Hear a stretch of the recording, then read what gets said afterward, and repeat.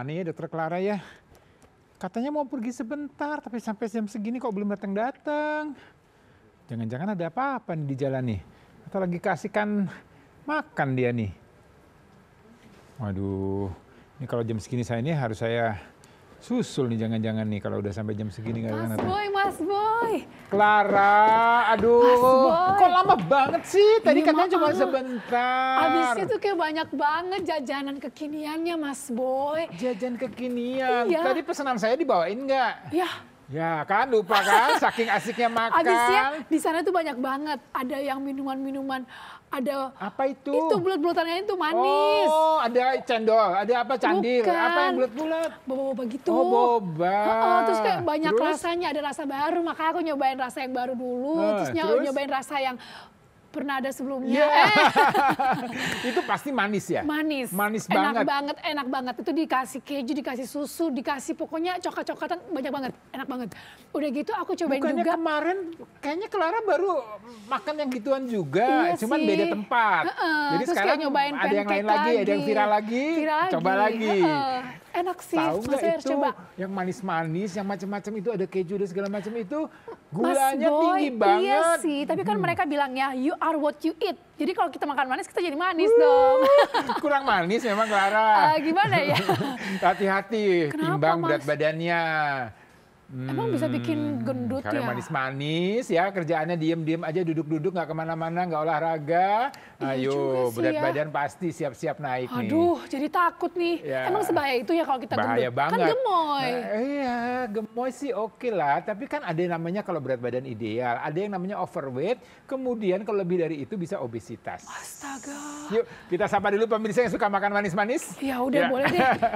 Karena kayaknya emang banyak banget nih ya yang suka makan manis-manis ini ya. Nggak cuma aku doang nih Mas Betul Boy. sekali. Ayo pemirsa, siapa di antara Anda yang sedang nonton acara Halo Dokter ini suka sekali makan manis dan bahkan hampir setiap hari sudah ditimbang berat badannya. Naik berapa kilo nih dalam seminggu ini. Bahaya banget ya. Betul. Sekali lagi kita sapa dulu pemirsa ya di rumahnya Betul. Mas Boy. Selamat pagi Indonesia dimanapun berada. Semoga semuanya dalam keadaan yang sehat walafiat. Kembali lagi dengan saya, Yohan Clara dan rekan saya. Boy Abidin. Di acara Halo Dokter, karena sehat itu asik. Jadi hari ini pemirsa, saya dan Clara dan juga nanti dengan narasumber kita akan membahas masalah obesitas. Betul Tapi sekali. obesitasnya khusus pada anak. Pada anak, Yes. benar. Karena memang si jajanan ini juga yang ditargetkan juga anak-anak ya. Betul. Tapi kita juga masih anak-anak dong. Anak papa sama mama. Anak banget, tapi kan anak itu batasan sampai 18 tahun Oh ya. iya, iya, Kemudian diingetin kalau lagi. obesitas pada anak ini ada dampak buruknya. Wow, Yes. sebahaya itu ya Mas Boy. Ya, nanti lebih jelasnya kita akan ngobrol nih dengan narasumber Betul, kita nih. narasumber kita pertama ada Dr. Nongki Andrea, SPA, dokter spesialis anak. Dan juga untuk masalah gizinya, nanti gimana sih mengatur nutrisi untuk anak-anak nih supaya anak-anak tuh tidak berlebihan makan yang manis-manis. Betul sekali, jadi masih boleh makan tapi jangan banyak-banyak Boleh, ya. betul. Bukan nggak boleh sama sekali pemirsa. Ya, nanti ada ilmu dari Dr. Yohan Samudra, spesialis gizi klinik. Ya, beliau nanti akan membahas mengenai makan yang manis-manis untuk anak yang aman. Mas Boy, pemirsa di rumah juga pasti penasaran dong ya. Pasti pengen bertanya nih ke narasumber. Makan manis yang seperti apa sih yang masih boleh gitu kan? Ya, boleh jadi, kirimkan pertanyaannya ke DM Instagram @halodoktertvri. Ya, jadi pemirsa jangan kemana-mana ya. Siapkan pertanyaan Anda. Jangan siapkan yang manis-manis. Ya, tetap di Halo Dokter karena sehat itu asik.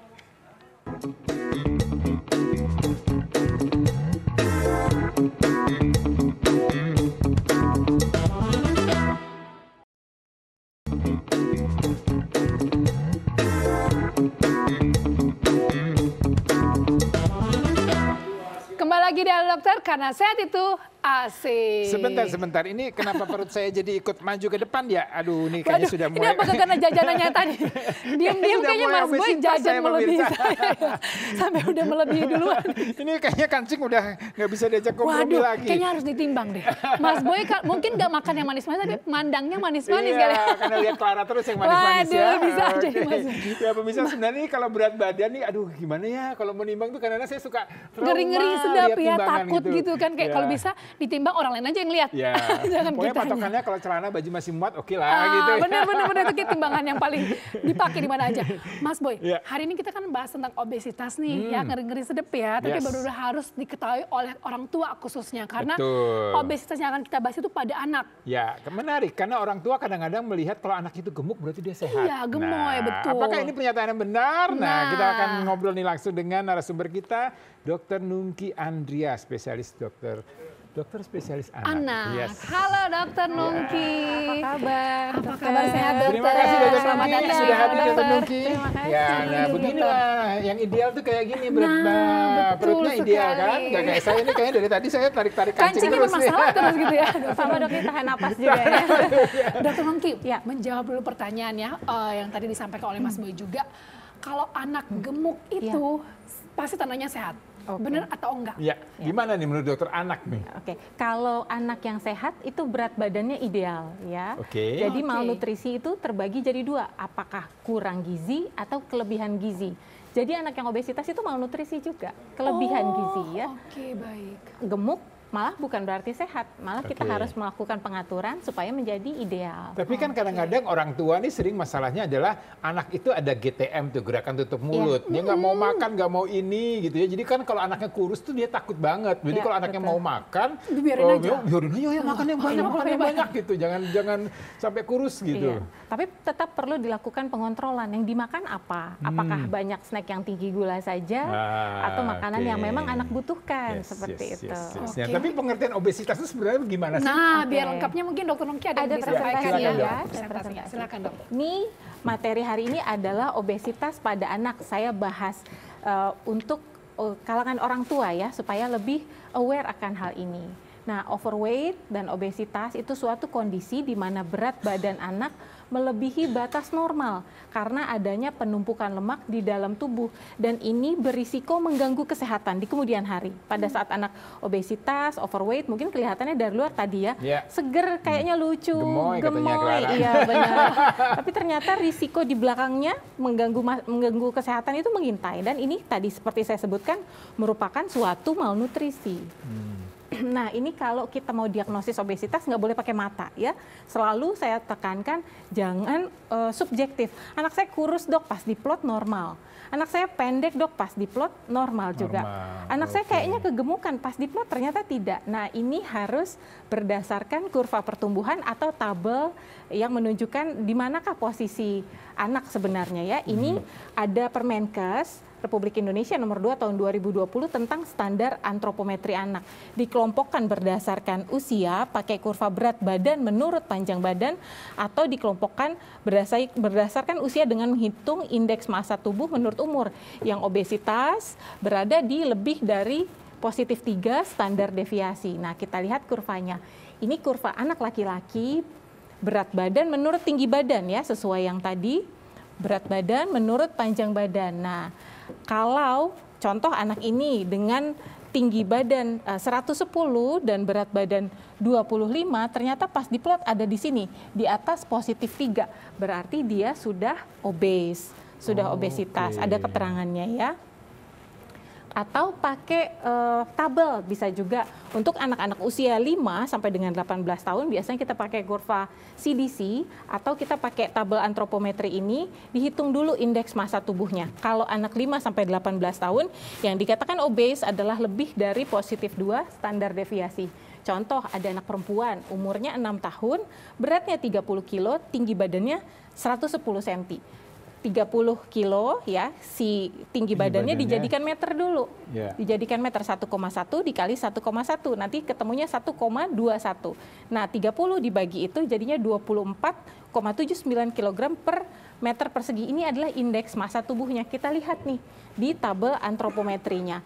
Anak perempuan 6 tahun 24,79. Nah, di sini positif 2-nya 19,2. Berarti kan, Dipinch dulu dok. dipinch. Oh, malah Oh, keluar. malah hilang ya. Kayaknya kita Coba. disuruh ke pantai dulu nih kayaknya. Iya. Ke Belum pantai ya, dulu. tunggu dulu, oke. Oke, Jadi boleh kalau- dok dulu sambil kita Oke. menunggu slide-nya. Saya mau tanya, tadi kan ada definisi normal, Ya. overweight, dan obesitas. Iya, betul. Sebenarnya apa yang membedakan antara overweight dan obesitas? Sebenarnya indeks massa tubuh tadi atau berat badan menurut panjang badannya.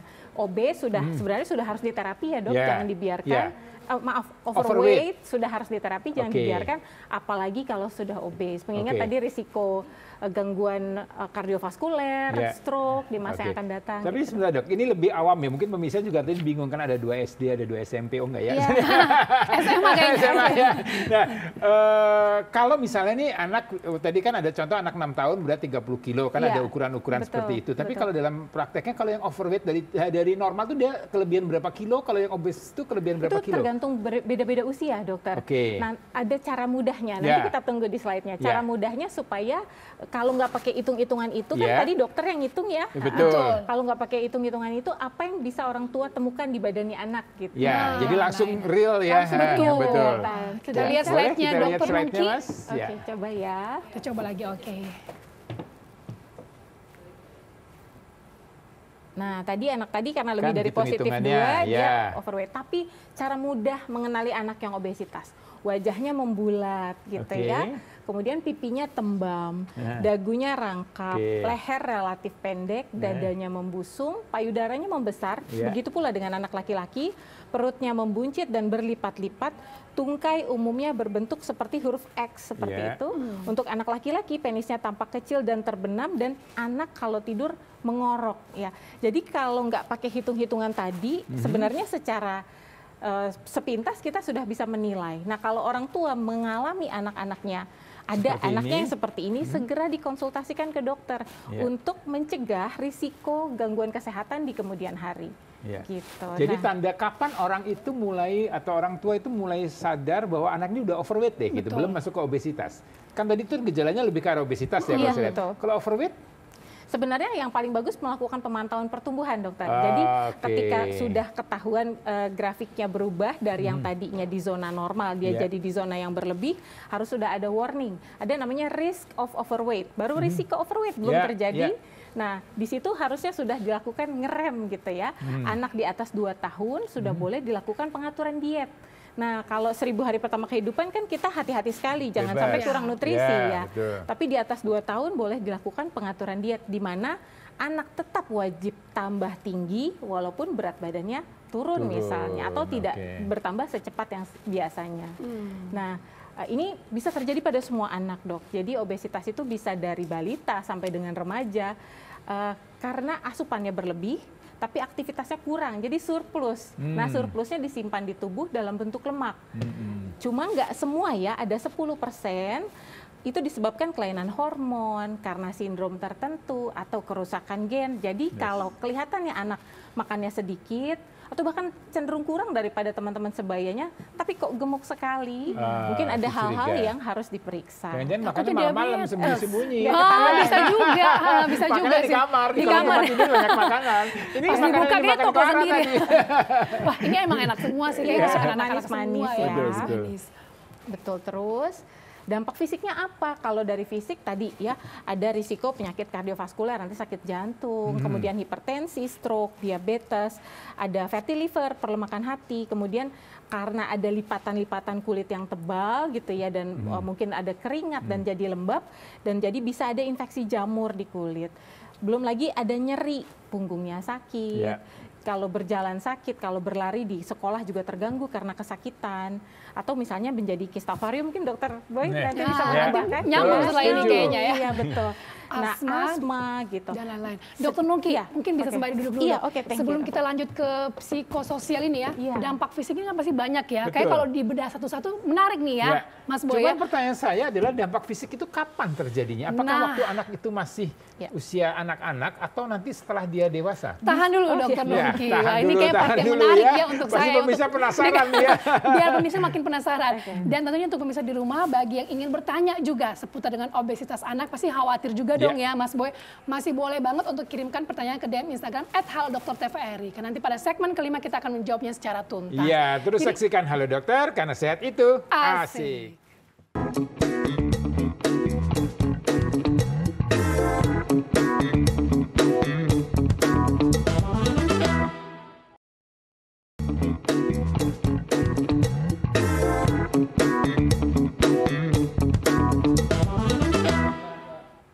pemirsa terima kasih masih tetap menyaksikan Halo Dokter karena sehat itu asik. Tadi saya ini bener-benerin baju, kancing baju ini karena masalah obesitas. Ternyata dewasa juga punya masalah dengan obesitas ya. Nah ini menyambung tadi pertanyaan di segmen sebelumnya nih ya. Kan Andi ada dampak fisik yang terjadi ya. Kapan itu sebenarnya dampak itu? Oke, kalau untuk nyeri, dok, nyeri punggung, nyeri tulang dan lain sebagainya mungkin segera saat anak sudah mengalami obesitas. Tapi kalau gangguan kardiovaskuler, kemudian diabetes dan hipertensi, toleransinya agak berbeda-beda. Beberapa penelitian mengatakan sampai 15 tahun ke depan baru akan kelihatan. Jadi saat dia menjadi dewasa muda, terus kemudian masih obesitas yang dibawa dari kecil dan belum pernah pulih, nah dia akan mengalami itu tadi, gangguan kardiovaskular dan lain-lain. Ya, sebelum lebih lanjut nih, ada yang bilang katanya kalau gemuk dari kecil itu lebih bagus daripada gemuk pada saat besar atau saat dewasa. Ya, itu sebenarnya benar nggak sih, Dok? Itu namanya early adiposity rebound mungkin ya, Dok ya. Jadi pada gemuk, sebenarnya gemuk yang dibawa dari kecil sampai besar juga tidak baik ya. Cuma anak-anak yang gemuk dari kecil, kita mulai mengatur dietnya pun tidak ada target dia harus ke berat ideal, harus di garis hijau gitu, tidak.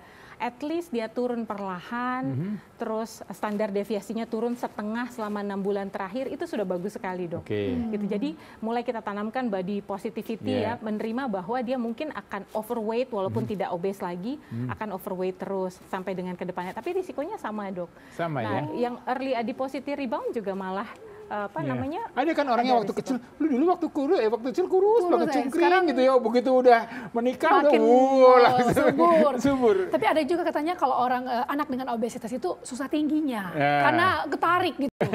Emang bener ya bisa kayak gitu, Dok? Ketarik mungkin kalau obesitas yang karena gangguan hormon tadi atau karena sindrom tertentu mungkin seperti itu. Tapi kalau yang karena asupan umumnya tidak, Dok.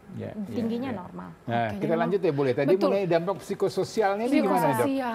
Dampak psikososial ya, Dok. Jadi seringkali kita temukan depresi pada anak dan pada remaja ya.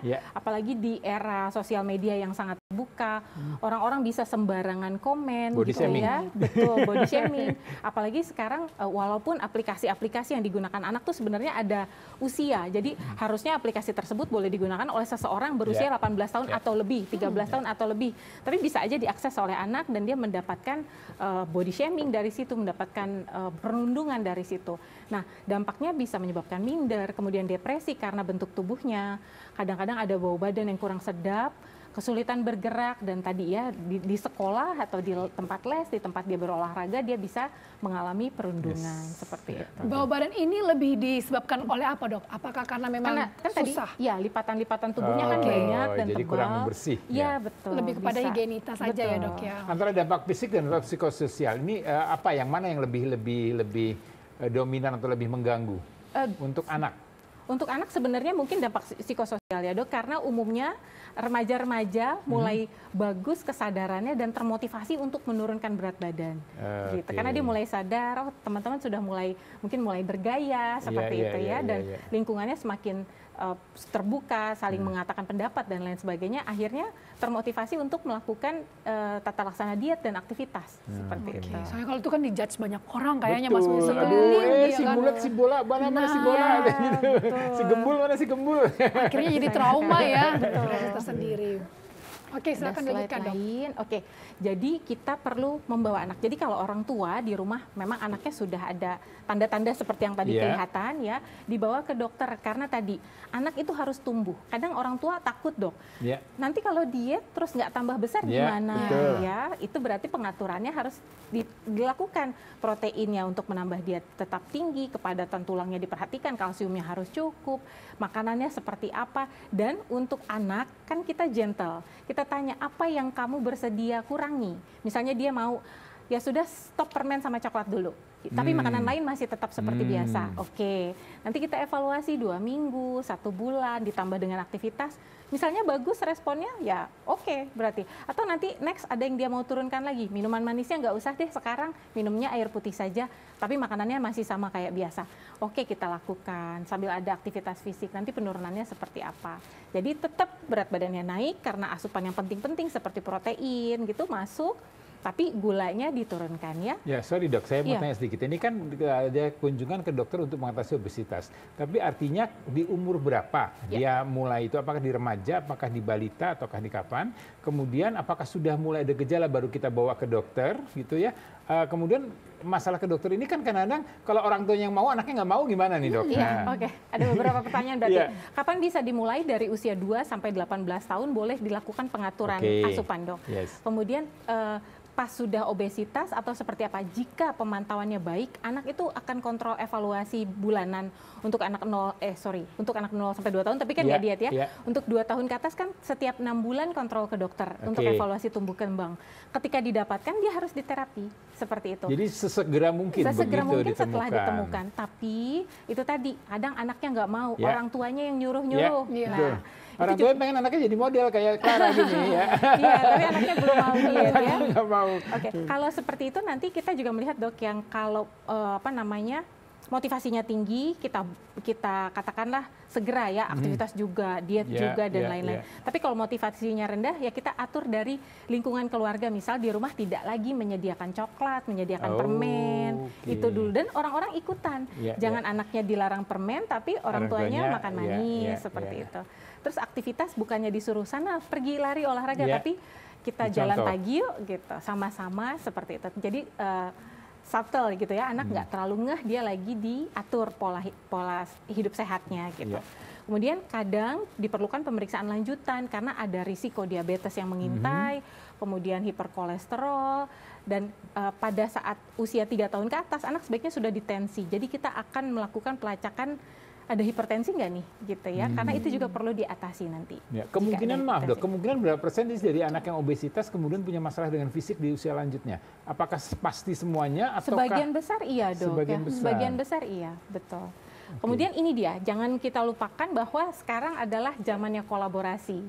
Ada dokter spesialis kedokteran olahraga tadi ya, dokter Dika, ada dokter rehabilitasi medik. Jadi kalau anak lagi diberikan diet oleh dokter anak, asupannya sekian, bolehnya istirahat sekian jam dan lain sebagainya, aktivitas olahraganya seperti apa yang boleh, karena kalau dia obesitasnya besar sekali, mungkin nggak boleh yang lari atau sifatnya tumbukan. Jadi apakah dia duduk pakai dumbbell seperti itu ya, hanya melatih kekuatan otot seperti itu. Nah, atau rehabilitasi medik, kenapa? Karena umumnya suka merasa nyeri di lutut, di punggung, nah itu perlu diterapi juga. Nah, aktivitas yang disarankan kalau anak tidur siang susah ya. Padahal kita orang dewasa pengennya tidur siang terus. Betul. Kalau aktivitas 5 sampai 18 tahun untuk anak sehat boleh 60 menit ini 3 kali seminggu. Tapi untuk yang obes sebaiknya 60 menit setiap hari. Jadi ada aktivitas intensitas sedang hingga tinggi. Kemudian jangan nonton terus ya, 1 sampai 2 jam screen time sehari, apalagi sekarang jika sekolahnya sudah tidak online. Jadi pulang sekolah jika memang ada recreational screen time, aku capek nih Ma, dari sekolah habis ulangan mau nonton sebentar, dijatahin, betul. 1 sampai 2 jam saja. Kemudian nggak boleh begadang ya, atur pola tidur yang rutin dan cukup. Dan ini dukungan dan contoh. Ayo para orang tua mulai sadar ya, anaknya disuruh kayak gini kayak dokter Nungki nih tadi ya. Tidur siangnya gitu kan. Tidur itu boleh dirapel nggak sih dok? Usia berapa? Kalau 4 tahun ke atas nggak wajib tidur siang? Nggak wajib tidur siang. Iya. Misalkan kalau tidurnya malam kurang nggak apa-apa, siangnya dibanyakin, ya dipikirnya dirapel boleh gitu loh dok. Kalau untuk anak sebaiknya kurang dari 4 tahun tidur siang dok, di atas 4 tahun asal 9 jam semalaman itu sudah cukup. Jadi masalah tidur, olahraga, makan, ini ternyata PR orang tua ya. Para orang tua memang ternyata nggak mudah jadi orang tua ya. Harus menjaga supaya anaknya sehat, anaknya pintar, anaknya berat badannya ideal. Betul sekali. Gemuk nggak boleh, kurus salah gitu kan, serba salah ini ya. Memang harus segala satunya ideal lah, cukup lah ya. Dan menarik kalau kita bicara masalah pola makan nih ya, kayaknya kita harus konsultasi sama dokter ahli gizi. Betul sekali, nih, karena tadi Mas Boy yang kalau aku lihat kan kurangi yang manis, permen, coklat. Terus kalau yang berlemak gimana kira-kira ya? Kalau yang asin-asin yang gurih-gurih boleh nggak? Betul, gitu. asin-asin Terus kan? apa nggak boleh sama sekali? Tapi kalau boleh seberapa banyak bolehnya? Makannya pagi atau siang atau malam? Nah, seperti itu kan banyak pertanyaan-pertanyaan ya. Nah, kita akan undang nih ya narasumber kita yang berikutnya, yaitu Dr. Johan Samudra, spesialis gizi klinik. Nah, oke. Ya, kita undang ini Dr. Johan. Boleh. Kita panggilkan Dr. Johan sekarang ya. Kita ngobrol-ngobrol aja, Halo santai Dr. aja. Johan, selamat datang di Halo Dokter. Lagi ya dok ya. Silakan Dr. Johan untuk dokter. Gimana Dokter Ihan, pernah mengalami kegemukan, obesitas? Belum pernah. Belum pernah, syukur lah, karena memang udah ngerti lah ya, harus berkolaborasi tadi. Tapi Dokter Yohan, sebelum kita lanjut untuk berbincang-bincang lebih ya terkait dengan obesitas karena pada anak. Ada dokter anak, ada dokter gizi. Betul, gizinya seperti apa, pemirsa di rumah jangan kemana-mana, tetap saksikan Halo Dokter karena sehat itu asik.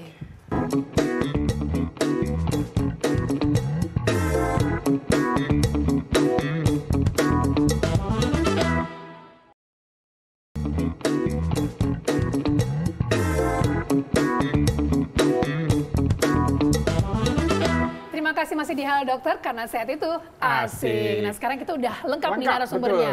Ada dokter anak, dokter gizi. Tadi kan dibahas sama dokter obesitas pada anak. Dokter Nungtin menyebutkan ya bahwa masalah lagi tentang nutrisi ini harus diperhatikan. Tapi gizinya seperti apa? Nah ini Dokter Yohan. Dokter Yohan, iya. Ini ngomong-ngomong, ini saya sebelum Dokter Yohan bahas, ini saya mau tanya juga, mungkin pemirsa juga, saya sering melihat di restoran ya, di tempat makan gitu ya.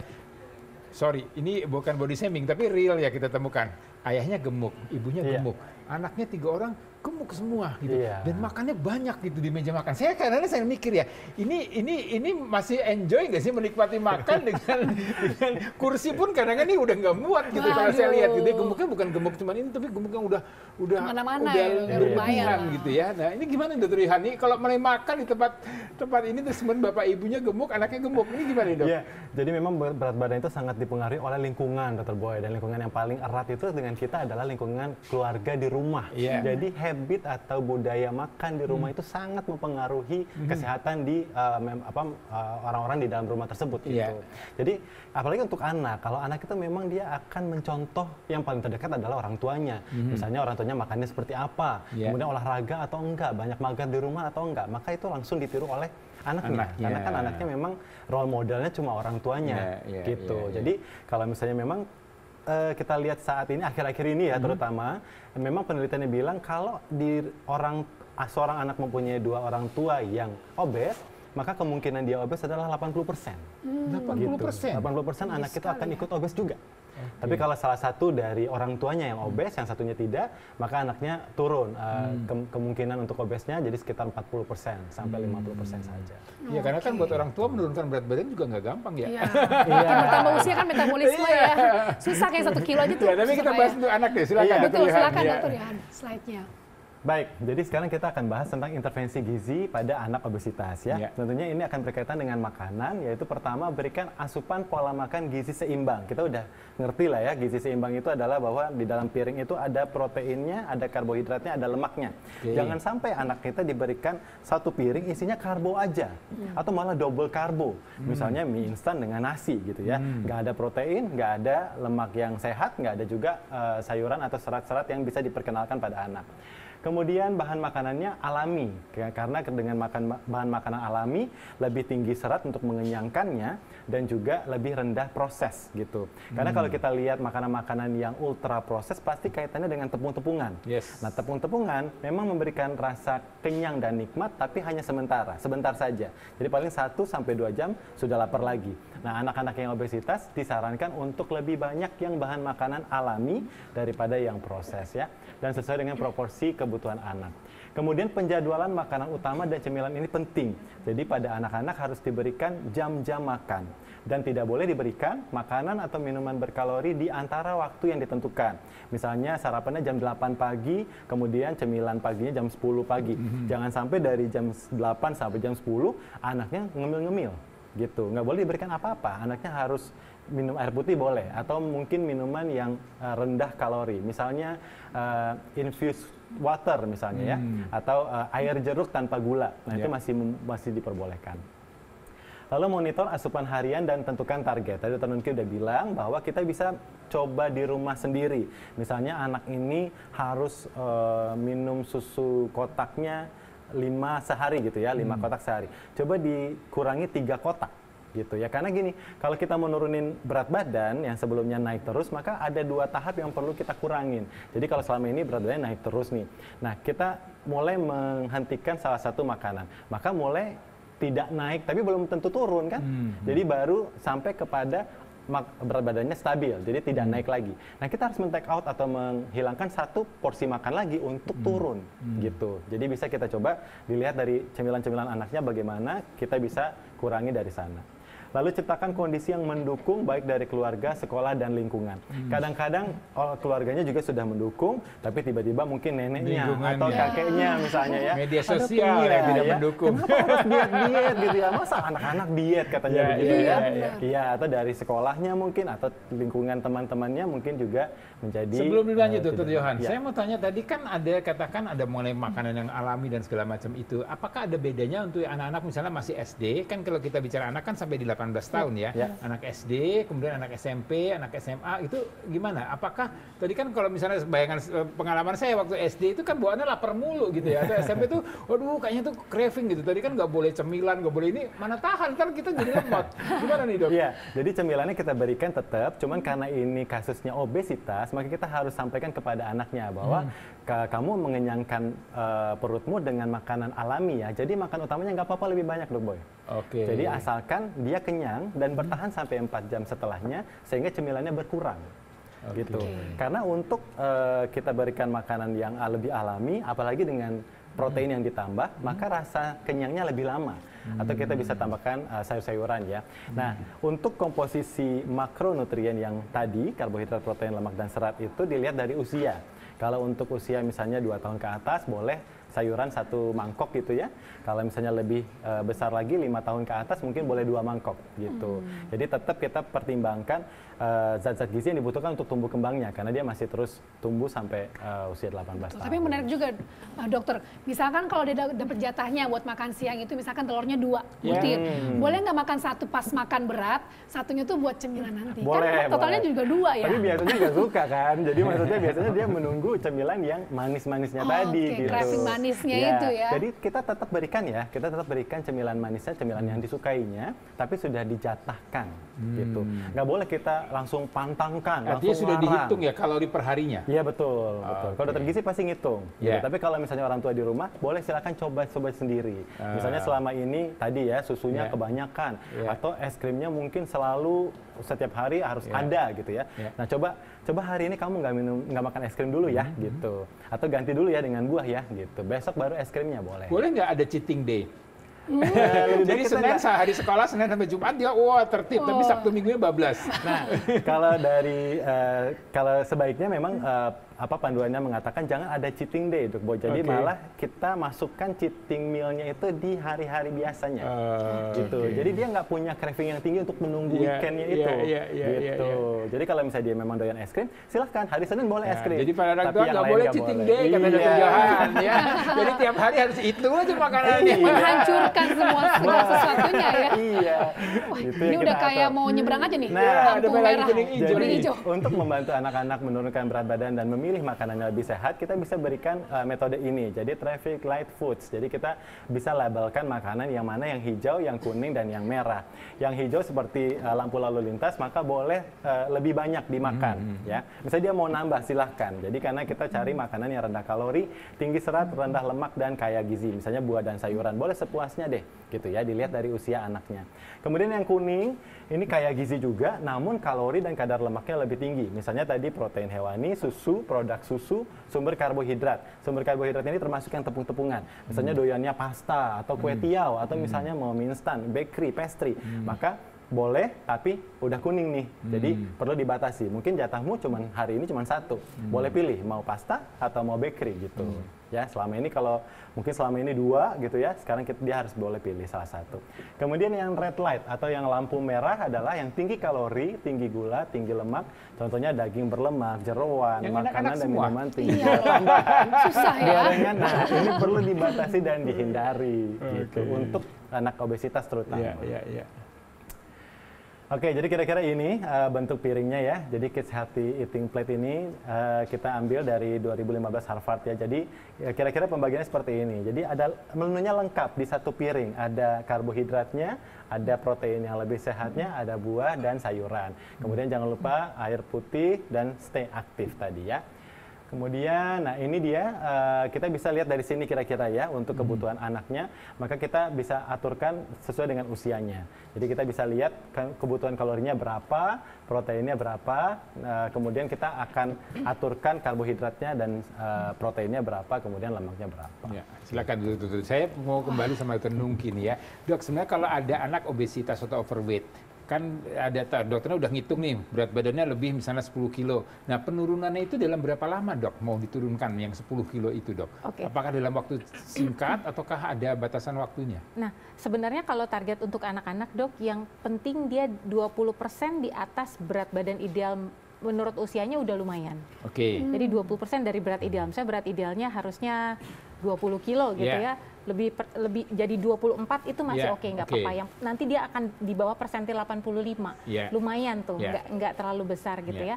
Dan kita evaluasi ada namanya kan tadi pakai standar deviasi ya dok ya. Kalau hitung-hitungannya sih turun setengah standar deviasi saja selama 6 bulan itu sudah bagus sekali. Jadi berapa kira-kira dok realnya? Kalau misalnya dia 10 kilo lebihnya turun mungkin kira-kira setengah kilo dalam 2 minggu sudah bagus dok. Setengah kilo dalam 2 minggu. Ya, sudah bagus. Tapi yang turun lemaknya ya, bukan betul, air ya. Betul lemaknya. Kan tadi tetap anak harus tumbuh, jadi proteinnya cukup supaya dia tambah tinggi, tapi beratnya diusahakan turun. Ya, tapi mau tanya sedikit tadi mengenai pola makan yang diatur sama Dr. Johan. Tapi kan kadang-kadang anak itu menjadi stres ya, diatur pola makannya seperti itu. Gimana Dr. Johan? Pilih makanan yang bikin happy, tapi tidak bikin stres, tapi berat badannya nggak naik. Gitu. Jadi sama dengan dewasa ya dok ya. Jadi itu pengalaman pribadi kan. Ini sekarang curhat nih ceritanya. Karena gini, kalau manusia itu kan memang dia itu mencari kenyamanan dan juga kalau hidupnya sudah seimbang gitu ya, kemudian kita ganggu, misalnya nggak boleh makan ini nggak boleh makan itu ya, maka dia akan terguncang lagi gitu ya. Jadi kita memang memberikan pendekatan yang lebih pelan-pelan gitu ya, bertahap. Jadi mungkin yang itu tadi, misalnya dia untuk anak ini dia makannya misalnya ada keripiknya, ada es krimnya, ada susu kotaknya misalnya, maka kita minta pilih salah satu dulu. Gitu. Jadi yang dikurangi itu bertahap gitu. Sama juga untuk orang dewasa. Jadi memang nggak disarankan untuk diet yang tiba-tiba ketat dalam jangka pendek gitu ya. Kemudian nanti cravingnya atau nafsu makannya nanti nafsu makannya melonjak. Jadi kembali lagi jadi nggak berhasil dietnya gitu. Gitu. Ini kalau pengalaman dokter sendiri gimana nih? Karena dengar-dengar suami istri nih, gitu kan. Nah, pengen tahu juga mungkin pengalaman dalam mengurus anak sendiri. Ngasih makan anak gimana? Pasti kan susah gampang ya. Tapi anaknya pada nggak obesitas pastinya enggak ya? Iya, sebenarnya sih memang kita disiplin aja ya, komit dengan jadwal makan. Jadi kalau misalnya memang tiba-tiba pengen dia misalnya anakku pegang buka laci gitu ya, oh ternyata ada chips gitu atau ada coklat misalnya, maka kita bilang kamu makannya setelah makan nasi ya, setelah makan nasi dengan udang ini baru boleh makan coklat. Kalau udah keburu kenyang nggak jadi makan kan? Iya, tetap biasanya kita tetap berikan karena kita sudah sesuai dengan janji gitu. Nah, awalnya mungkin dia marah gitu ya atau nangis gitu ya, tapi memang mengajarkan anak makan memang sama seperti kita harus disiplin gitu. Jadi memang awalnya pasti nangis. Sama kayak kita ya dok Boy ya, kalau kita disuruh diet kan awalnya stres. Nah, tapi lama-lama mulai terbentuk adaptasi karena organ-organ tubuh kita juga beradaptasi. Jadi hormon lapar, hormon kenyang, atau misalnya di lambung itu bisa beradaptasi sehingga rasa laparnya berkurang. Gitu. Dan itu butuh sekitar 2 sampai 3 bulan. Kalau pengalaman saya sih kayaknya kalau pengen nggak makan banyak, jangan diet makanan. Oh gitu ya. Kalau udah diet makanan, ada makanan di meja makan, waduh bawaannya.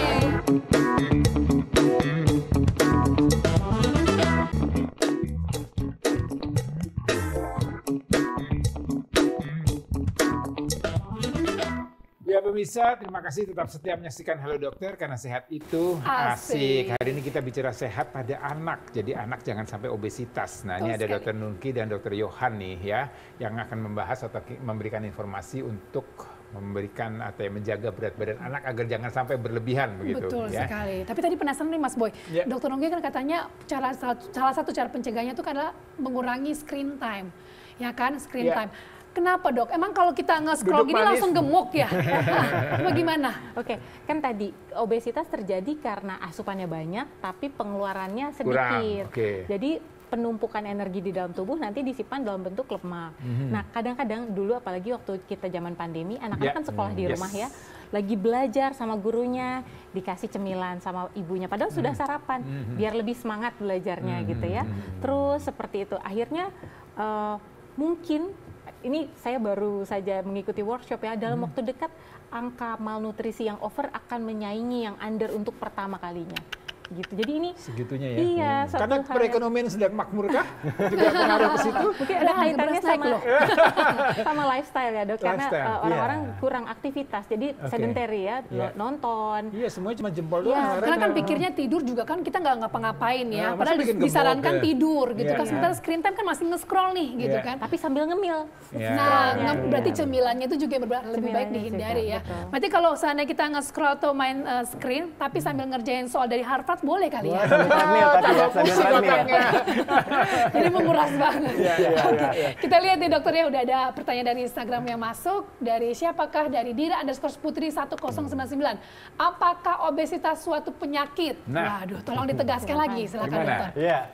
Obesitas memang suatu penyakit, sudah dinyatakan oleh WHO ya, bahwa obesitas adalah penyakit. Jadi bukan lagi suatu kondisi penampilan saja. Oke, jadi bukan gejala itu ya? Salah satu gejala memang malah banyak ya. Jadi memang kenaikan berat badan adalah gejala obesitas, tapi nanti akan diikuti dengan penyakit-penyakit metabolik namanya. Jadi yang kita taunya adalah dengan pemeriksaan laboratorium. Karena kadang-kadang kita nggak ada rasa atau tanda-tanda yang jelas di tubuh gitu. Misalnya gula darah yang meningkat, kolesterol, atau asam urat yang naik, hipertensi. Nah, itu akan mengiringi dengan kondisi obesitas tadi. Gitu. Nah, ini menarik pertanyaan Dira nih, saya coba membahas gini. Kadang-kadang ada orang kalau biarkan obesitas itu penyakit, artinya kan harus disembuhkan. Bisa sembuh nggak? Bisa. Jadi memang butuh pengobatan atau pendampingan yang cukup memakan waktu, gitu Dok Boy. Karena ini kondisi obesitas juga bukan suatu yang akut ya, yang tiba-tiba. Jadi memang suatu kondisi yang lama. Jadi dianggap bahwa penyakit yang kronis dan sering kambuh, gitu. Pernyataannya begitu dari WHO. Jadi makanya kita butuh pendampingan supaya terjadi perbaikan dari kondisi berat badannya sendiri, penyakit metaboliknya, dan habitnya dalam makan.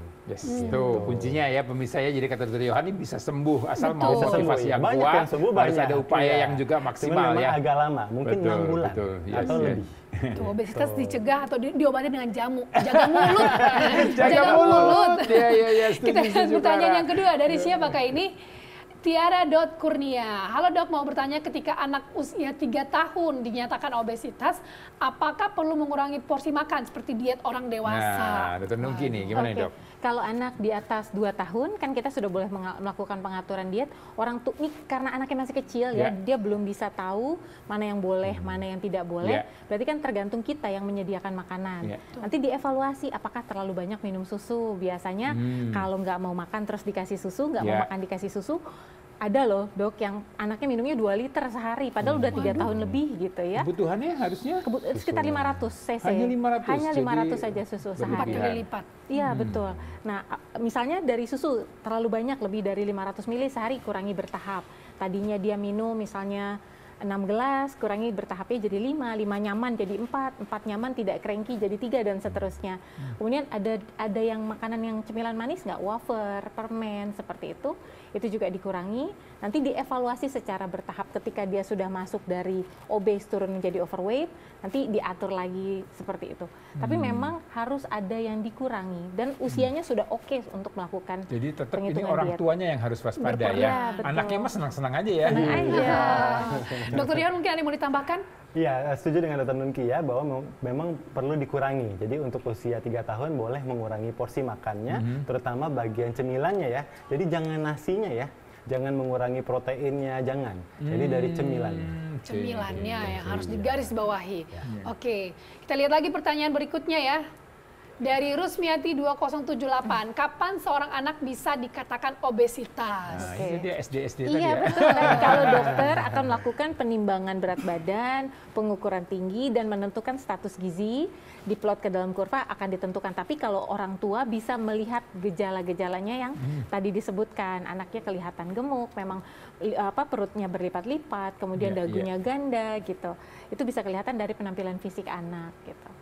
Waduh. Oke, jadi menarik ya mengenai obesitas ini, ternyata sesuatu yang harus diwaspadai betul ya. Sebenarnya kan dampak jangka panjangnya yang kita takutkan ya. Oke, kita masih punya pertanyaan berikutnya. Masih ada lagi dari Instagram kah? Cukup sepertinya. Yes. Ini menarik ya. Ini kalau kita bicara masalah obesitas, kita bicara masalah pola makan. Ini sebenarnya ada nggak sih, mungkin nggak kalau kita obesitas mengurangi makan terus sebenarnya anaknya jadi sakit tuh? Ada nggak risiko ke arah situ, Dok? Ada, tapi berarti kurang hati-hati itu dalam pengaturan diet. Karena itulah artinya salah. Iya, betul. Karena itu harus dengan pengawasan dokter. Karena anak sedang tumbuh. Nah, lingkungan juga sangat mempengaruhi ya, ketika dia misalnya kehilangan berat badan terlalu banyak, daya tahan tubuhnya turun, dia akan mudah terserang penyakit. Jadi ada tahapannya. Jadi nggak usah buru-buru ya. Iya, gitu. betul. Nah, tapi saya menarik nih, pernah dulu di beberapa saat yang lalu kan kita pernah lihat di berita itu ada yang anak yang beratnya sampai 350 kilo yang dia bangun dari tempat tidur pun susah, harus dikatrol. Nah, ini pertanyaan saya, dia naik jadi 300 kan nggak langsung segitu ya. Artinya dari 10, 20, 30 terus naik sampai ke 300. Nah, itu sebenarnya kalau seperti itu siapa yang harusnya memonitor? Apakah orang tuanya ataukah anaknya sendiri? Ataukah mungkin petugas kesehatan atau tenaga medis begitu? Oke, untuk membesarkan seorang anak ya, Dok, butuh keluarga dan lingkungan. Betul. Orang tua berperan, nomor satu orang tua, karena yang mendampingi 24 jam orang tua. Kemudian lingkungan sekitarnya, guru, tenaga kesehatan, itu harus memperhatikan. Jadi ketika sudah over, sekali lagi jangan dianggap itu hal yang gemoy tadi gemoy. Itu harus segera mendapatkan penanganan, pertolongan, betul. At least dari nakes mengarahkan ke orang tua, mengajak untuk pergi ke dokter, seperti itu.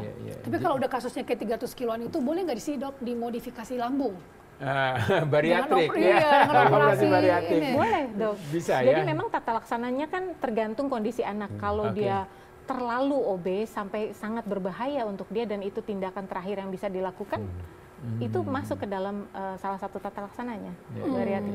Ya, Dr. Johan sendiri ini kalau kita bicara masalah jajanan anak sekolah. Nah, ini para orang tua juga kadang-kadang suka kerepotan ya, melarang anaknya dari uang jajannya yang dibatasi sampai suruh bawa bekal dari rumah. Ini sebenarnya gimana sih yang ideal untuk orang tua yang anaknya masih sekolah dan banyak jajanan di depan sekolahnya? Iya, betul. Jadi jadi kita waktu itu pernah diskusi dengan BPOM ya untuk menanggulangi hal ini, karena ternyata jajanan makanan di sekolah SD gitu terutama ya, itu sangat tidak sehat dan juga tidak higienis gitu. Jadi ini memang perlu seluruh pihak harus berperan. Kalau kita bicara kalorinya gimana nih, Dok? Kalorinya nih. Jadi sebenarnya memang kita harus pikir dua. Yang pertama adalah masalah kandungan gizinya dan yang kedua adalah higienitasnya. Jadi karena kalau misalnya untuk makanan yang langsung kita makan terkontaminasi dengan kuman, maka kita langsung punya masalah penyakit diare dan sebagainya, dan buat anak-anak itu cukup berbahaya. Gitu. Jadi kalau untuk kalori nanti bisa kita arahkan kepada orang tua, kepada guru bahwa mungkin makanannya harus yang seimbang tadi. Gampangnya gitu. Kalau misalnya jajanannya ternyata hanya tepung-tepungan saja, misalnya dengan tambahan mayones mungkin ya, atau tambahan dengan gula-gula atau yang manis-manis, maka itu sudah dikatakan bahwa makanannya harus dicari yang lebih sehat, yang lebih bergizi, ada proteinnya dan ada lemak yang lebih sehat. Paling benar udah dibekelin lah ya. Dibekelin. Karena bekelnya nggak dimakan. Iya juga sih, betul. Ya, pemirsa, dari tadi saya udah tahan perut nih. Pengen jajan nih Mas Boy. Oke, kita sudah sampai di akhir diskusi kita pada hari ini. Jadi sekali lagi, obesitas pada anak ini bukan sesuatu yang sehat ya. Karena ada dampak terhadap kesehatan fisik dan juga terhadap kesehatan mentalnya sendiri ya. Jadi sekali lagi untuk Anda orang tua, ayo Anda harus waspada. Kalau terlihat berat badan anak Anda sudah bertambah berlebihan, terlihat pipinya tembem, baju udah kesempitan, hati-hati. Itu mungkin ada kelebihan berat badan dan Anda harus mengontrolnya. Betul sekali. Terima kasih banyak nih untuk Dr. Nongki dan juga Dr. Johan ya yang sudah memberikan kita ini edukasi yang bergizi pada pagi hari ini. Menyadarkan untuk para orang tua ya bahwa obesitas pada anak ini harus diperhatikan betul. Sangat berbahaya. Dan terima kasih juga nih untuk pemirsa di rumah yang setia menonton Halo Dokter, karena setiap harinya kita akan menyuguhkan ya, Senin sampai Kamis menyuguhkan tips-tips yang bermanfaat seputar dengan kesehatan. Ya, betul sekali. Kalau yang ketinggalan acara Halo Dokter, ya mungkin live-nya Anda ketinggalan, Anda bisa menyaksikan di YouTube kita TVRI Nasional. Jadi saksikan terus Halo Dokter karena sehat itu asik. Bye.